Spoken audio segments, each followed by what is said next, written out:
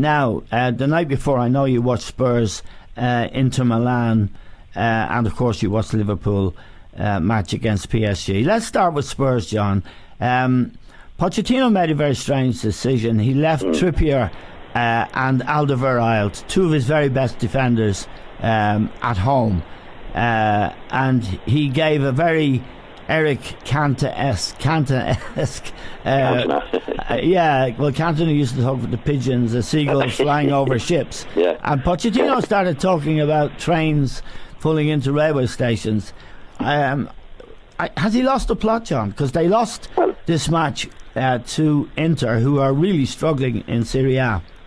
Yeah, well, first of all, on the match, I mean, they didn't deserve to lose the match on the general play. They lost 2 goals, as we know, late on in the game, which was very, very bad.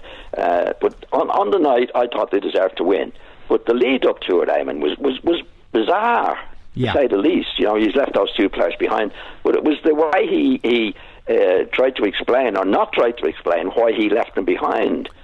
And even after the match, he blew up with the press guys, saying that, you know, you got to respect the players who are here, not the respect we left behind, the players we left behind. It had nothing to do. These answers had nothing to do with the questions he was asked.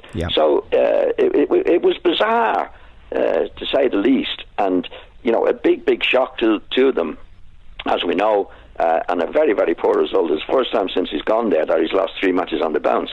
So he's not reacting very well to the pressure, or the apparent pressure, that he's under at the moment. Yeah, well, the man who runs that club, Daniel Levy, is, you know, calling all the shots, and the new stadium project is becoming now a bit of a disaster, because it appears there is speculation that they won't be able to move into the new stadium until January.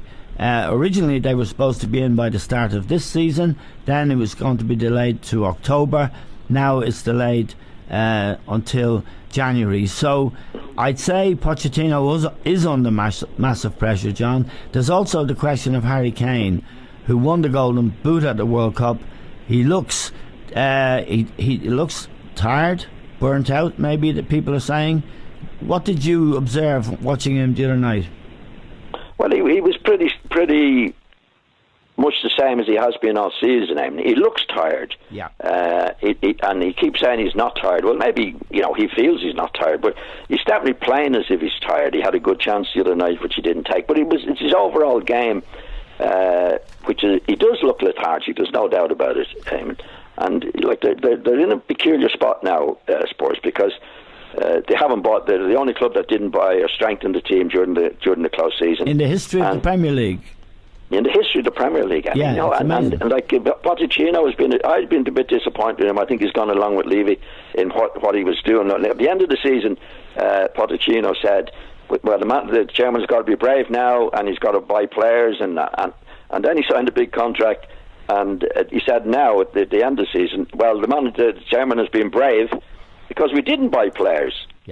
So the whole thing that Pochettino has been on about in recent times doesn't make sense. I mean, he's obviously backing the chairman, but the fact is that, you know, I think Graham Souness was on recently when he said when Liverpool were at their best, they always bought 2 new players, add new blood to it, new enthusiasm, and they were winning things. I mean, Spurs haven't won anything, and they still haven't improved the squad. I mean, they haven't bought anybody, so they haven't improved the squad, I mean, and they're in the Champions League and in the FA Cup, the League Cup, so it's bound to catch up with them, and I think it's caught up with them much earlier than they expected, because the morale of the side goes down. There's nothing. The players know, I mean, look, we should have strengthened the team. Yes. And it'd be great if we strengthened the team. They know that they haven't.